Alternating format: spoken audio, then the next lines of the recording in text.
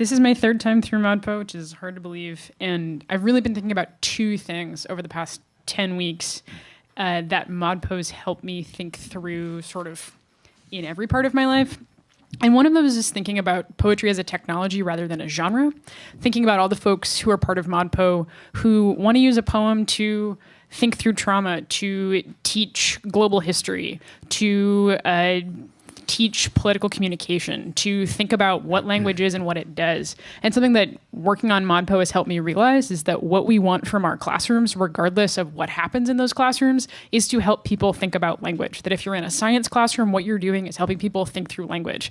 That I had students over the summer who were nursing students who were really excited about there's a direct relationship between how people deal with their health and the health of their loved ones and what I can explain to them about what's going on with their bodies. That language is my technology as a nurse, language is my technology as a doctor.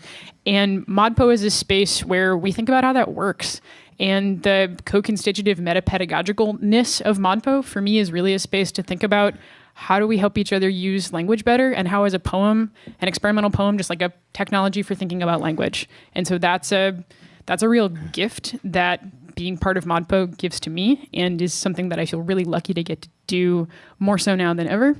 The other thing is I wanted to say thank you to T, Mary Armour, and Mandana for helping me think over the past couple of months about what the legacies of American poetry look like in dialogue with poets around the world, and thinking about American poetry transnationally, about its transnational reception, about poets writing in all of the places where people are participating in ModPo, and the ways that ModPo can and does make space for, and can continue to work even harder to make space for, poets writing in other languages, poets writing in other geographies, poets both absorbing and refusing some of the legacies that are embedded in the ModPo poems, and recommending poets to me and talking with me about poets. And that's been a really generative and useful and lovely conversation to get to have, and one that I'm excited to keep having over Slowpo and on into the future. So thank you for doing this thing. It exists because you do it. Thank you for doing this thing. It exists because you do it. Davy Knittle, everybody.